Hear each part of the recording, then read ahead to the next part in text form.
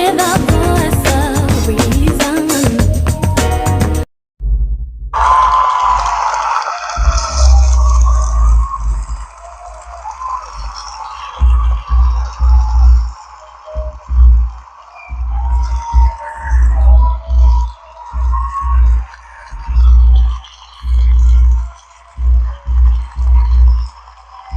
Woo.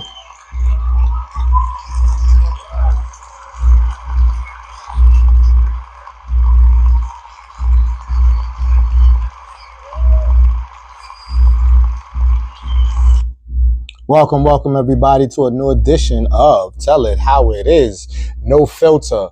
I am your host, Voice of Reason Enough. Subscribe, like, comment, share, hit the notification bell. You know what I'm saying? That's it. Simple. You are on your device. I don't know how long a day, how often a day, but it don't take nothing to just check me out. And I have shorts. The shorts and the whole thing always seems to baffle me because I know a lot of folks have short attention spans, but damn, the shorts is rocking and y'all can't sit through the whole thing. I'm only 20 to 30 minutes. I know podcasts, not to try to hate, that's 2 hours and change and all of that. And I know that's hard to sit through, but 20, 30 minutes is not. So when you find one you like, go off the topics. I have timestamps. You can check specific things out. Thank you for that. I'm glad you're here with me. Summer's in full effect. The last 3 segments I've been dying in heat. Can't put the air gonna make too much sound for the sound effects. You feel me? I want you to hear me clearly. I can't do nothing about the ton up. I am in Brooklyn. So if you hear sounds in the background, everybody doing their 1-2s. Let's get right to it. What's pretty and what's sexy? Take shape away from face. I've discussed this. Everything I've discussed more than once, right? The cheat code and the real hidden fact, ladies. It's real hidden. I know we don't show it. You're gonna think guys is into BBL, shape, fat ass, big titties, luscious, lusty. Yes, all of that is attractive. All of that is, appealing.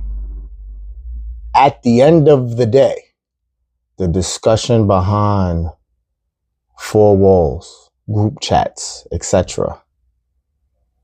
A pretty face is just like good credit.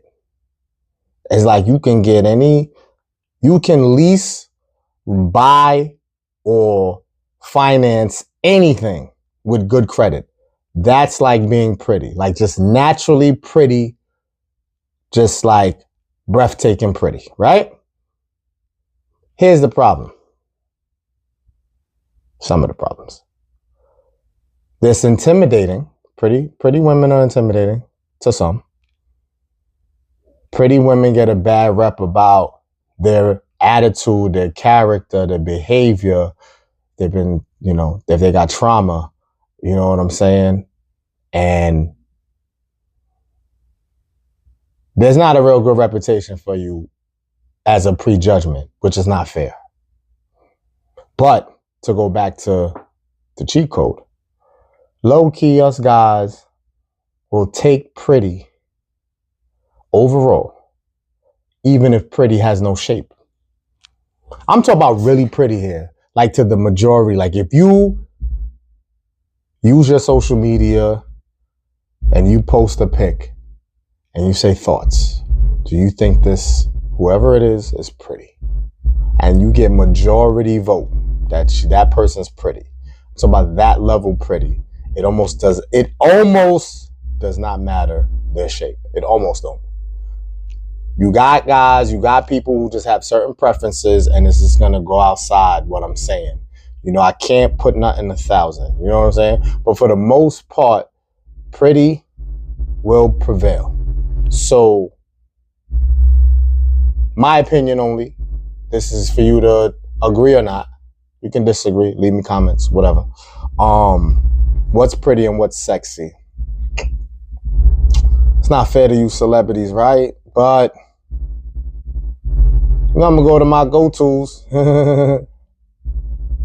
I gotta say the Nia Longs and the Sanaa Lathans. Nathan's Lathan. How do I always forget if her name is Nathan or Lathan? Sanaa Nathan. Lathan. It's Lathan for sure. Yo, I always get tripped up. Anyway, to just give an example, I don't want to, because I want to give an example where the shape is not the best or we're not looking at shape per se. For me, again, opinion, if we go back a little, not currently, not to say that they don't look pretty now, I think the very first time I saw Alicia Keys, just face, I thought that was pretty. A. Marie, the first time I saw A. Marie, I thought that was pretty. This is me. Listen, I'm trying to give you people who are not the most shapeliest. Like they have their body is whatever, but I'm not gonna, because I'm gonna burn the whole episode trying to sit here because my mom be doing a million things. Those are just small key examples. You pick who you feel is pretty. But I promise you, again, in that moment, when I first came to that conclusion about them, if I had met them and I had a chance to date them and it actually worked, it could work with them not having the shape, without them having the sexy. Now, let's not get it twisted. Pretty could combine sexy. Now, there's pretty women that could pull a sexy off. And that's just like, they just double winning. But, that's rare cases, I feel. So now, let's leave pretty and let's go to sexy. Sexy can be pulled off by average looking women. Like, they ain't got to be beautiful and pretty. If they're just like average, not too crazy, we got makeup, we got all type of things to doll them up to make them look better. But you know what's going to put the cherry on top? Them being average looking, adding all the extra shit that they have accessible today and having the shape. So does that overpower pretty? Pretty doesn't have to doll up. Like organically waking up in them, I woke up like this type shit, they're pretty. But they may put on a little something to spice it up. But they don't really got the shape. Then you take the average looking, maybe slightly under average, and they do all of the doll up, and they got the shape too. They just winning in sexy department. They're not going to win beautiful, pretty. They might get told that because guys are just that lusty and they're that attracted, is that appealing. So they're going to up their judgings in the favor of the sexy because that's appealing, and some guys crash out. So that was the breakdown at the end of the day. Pretty don't need spicing up, dolling up, and they don't have to necessarily have a shape. You know what I mean? Of course, they're all female. They're going to have breasts. They're going to have ass. I'm just saying they don't have to have like the voluptuous, you know what I mean? In real talk. You know what I'm saying? I know what numbers may say. I know what social media may show. I know what it may appear to be. But I'm telling you, pretty wins overall. All right. The law or the Lord? Only deciding forces. So this is simple. Like while you're here, while you're on earth alive, you really have to deal with both. Again, I'm never really super religious, but there's a higher power. This is for just this example right here, the Lord, aka higher power. There's dealings with him while you're alive, believe it or not. There's interactions, it should be. There's things that, go left or right based on your interaction with him. But when you pass, that's when you'll really find out what it is. There's no more law. There's only the Lord. So while you're living, you deal with some of the Lord, but you deal with all of the law. These are the things that are the deciding forces. You may think you run your life. You may think you control your life. You do. But when it comes to really feeling you can do whatever you want, anytime you want, and there's no sense of following authority. And listen, I'm no angel here to say everything the Lord promotes and does, I'm for it. I'm just saying, this is real right here. It really is the law or the Lord. You know, you may think a tough guy, a killer, you know, a wild bandit, all the cuckoo people, because that's what you call people who just wild out for no reason, or have that wild out energy all the time, or just always on a thou. They're not in this conversation. Like, they don't decide shit. They may decide shit in a moment. You know what I'm saying? They could sporadic, you know, a random killing. Those are moments of deciding shit. Overall deciding force over a length of time, that's only law of the Lord. You know what I'm saying? So understand that and use that in your, you know, your day to day to see how the world really operates. I'm not talking about controlling, you know, I'm not talking about curfew and real supervised type of things here. You are free. It's a free country.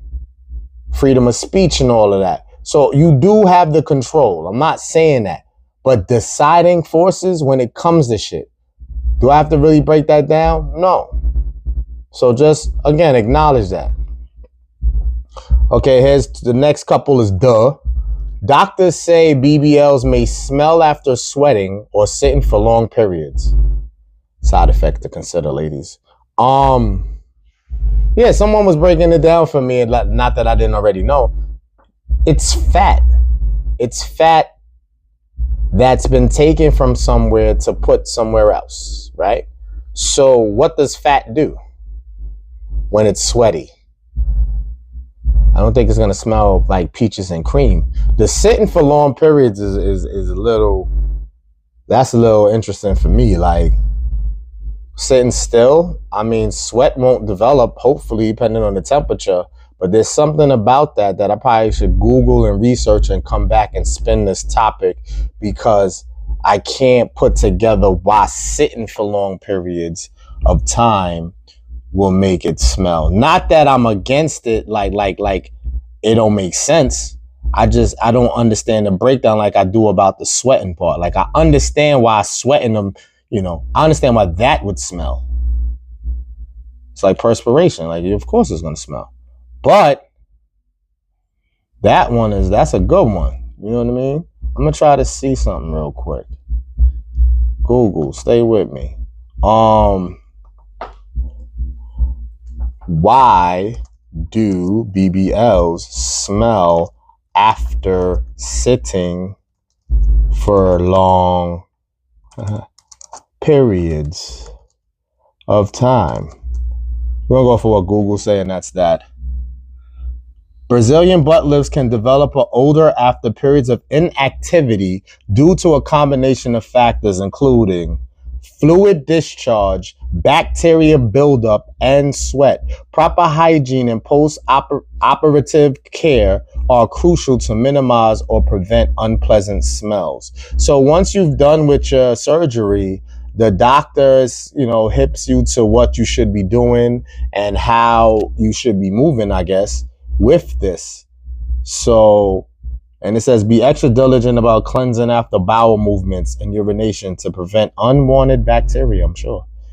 Surgical procedures involve fluid drainage, which can be a source of odor.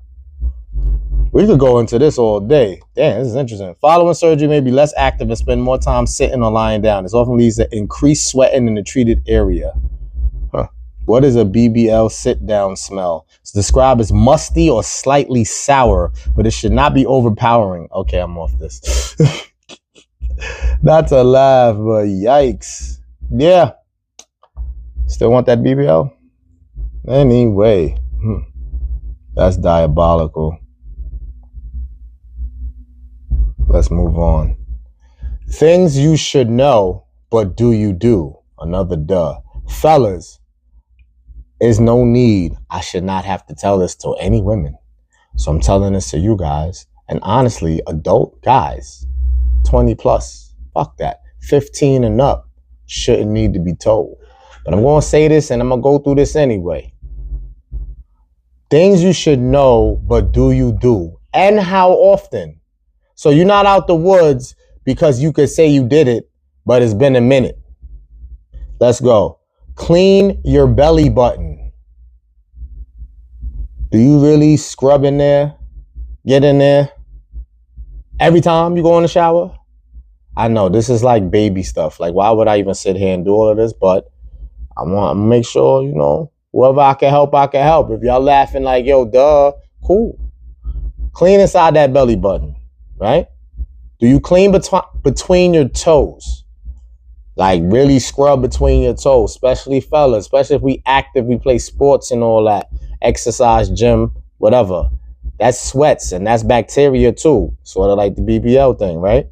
All right, you clean them and then you thoroughly dry them too. I'm just giving you game. If you knew already, cool. Dry them. Clean your ears. Clean behind your ears.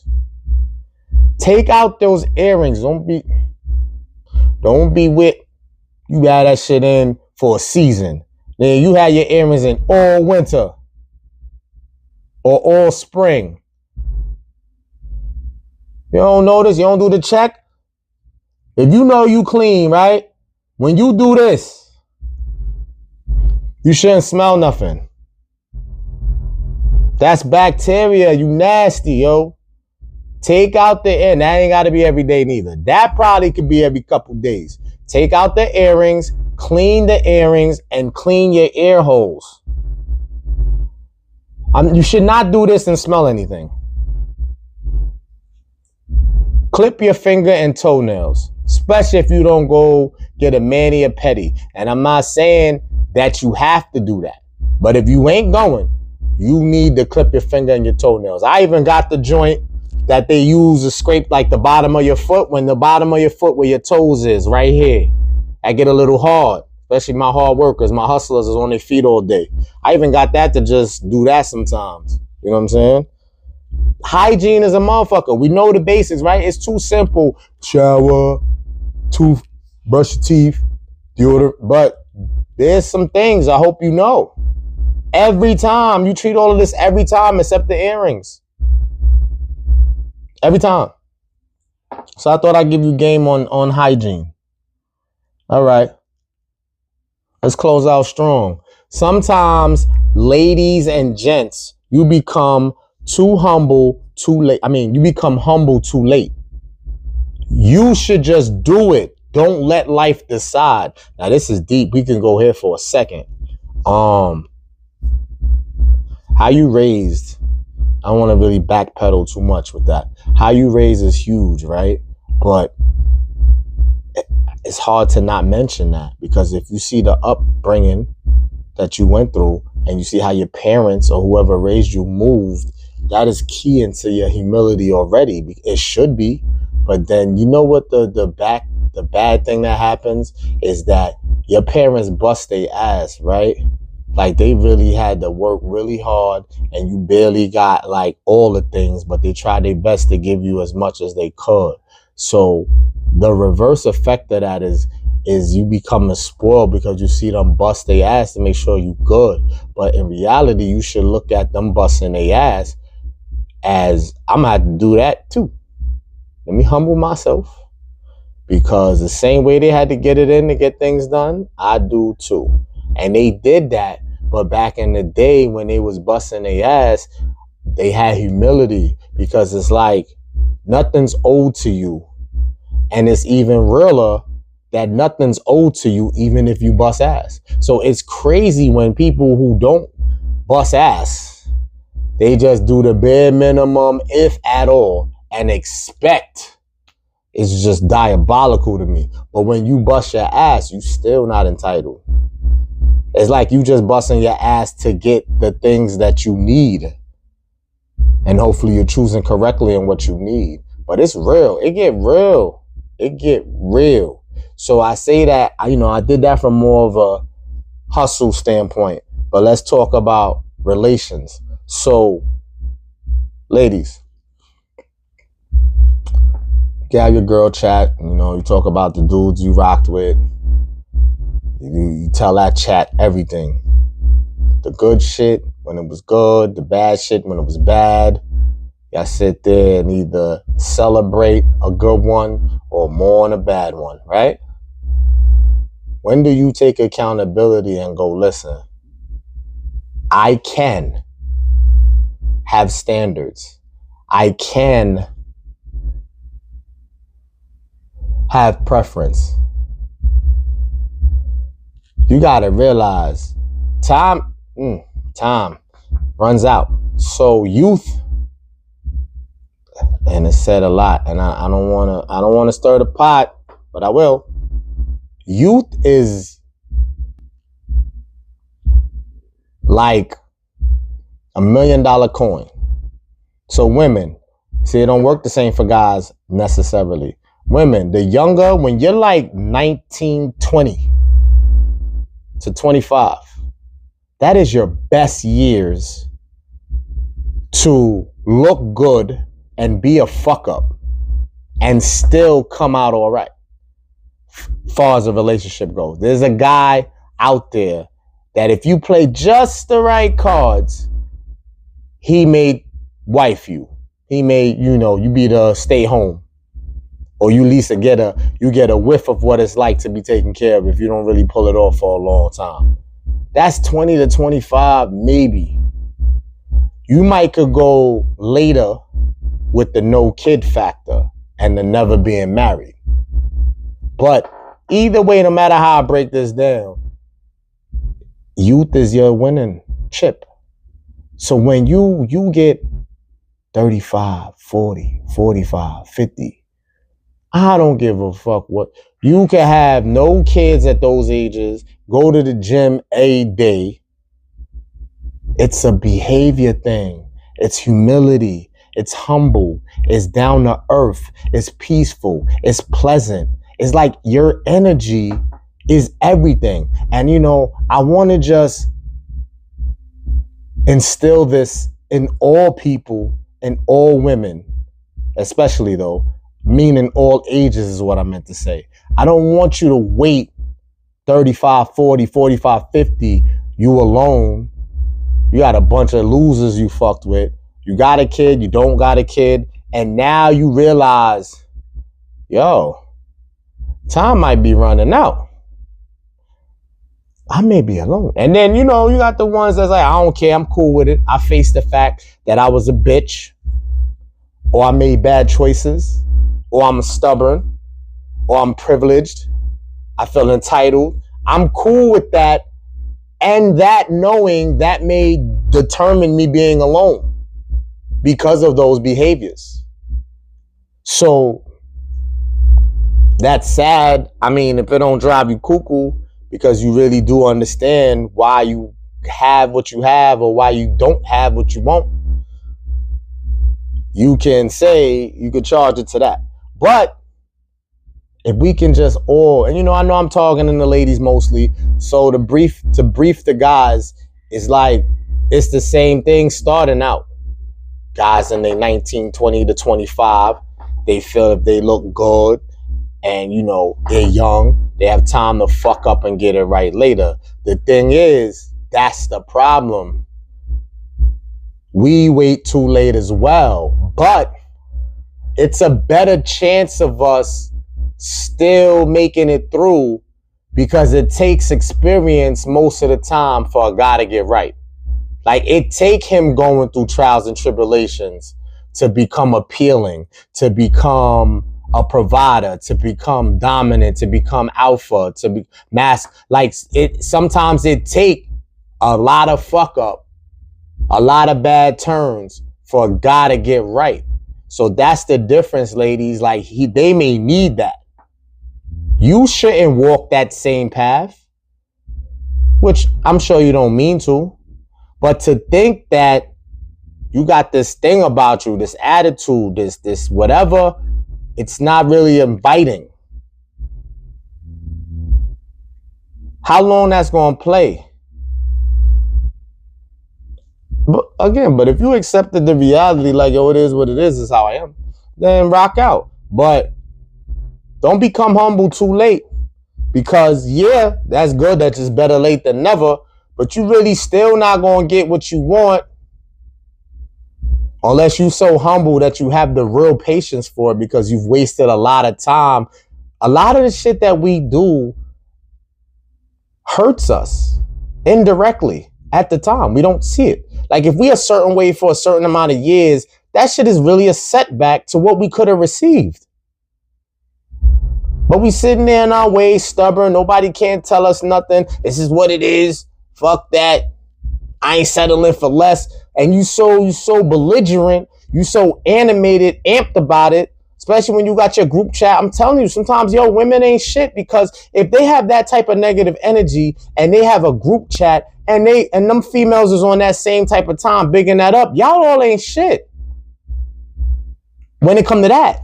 Because it's like, what kind of toxic ass come together negatively shit are y'all on? There should be somebody in there that go, listen, there's times where it ain't your fault.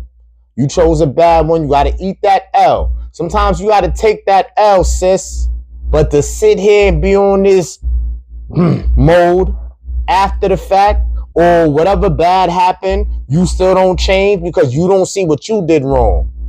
I'm sorry, ladies. Y'all don't be seeing what you did wrong. That's why you feel like there's no need to change how y'all are. And it don't matter. Even if the guy, I sympathize with you. This is all coming from a place of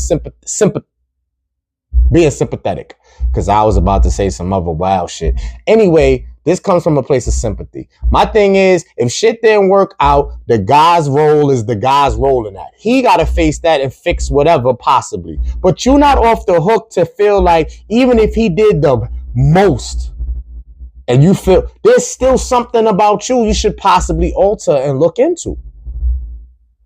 But I could go on all day about this, because I really feel like y'all be feeling like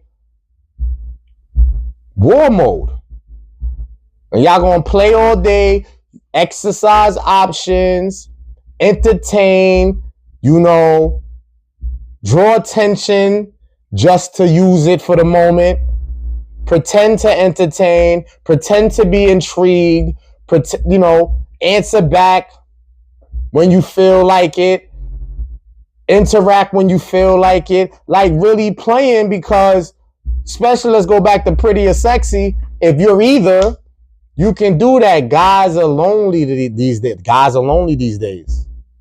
Guys are not on that accepting the fact that they not going to have nobody. They may accept the fact that they may not have nobody long term, but the chase is the chase. The guy almost chases the same way a short term as a long term. He's still going to have energy for it. So women are so socially aware that, they try to figure it out, like, okay, who I'm going to give real attention to? Who do I give attention to sometimes? Who gets bare minimum, but I'm going to combine this shit to make me feel good? Whew, I'm closing on that note. My 3 Ps: stay positive, stay progressive, and stay pushing. It's voice of reason, really.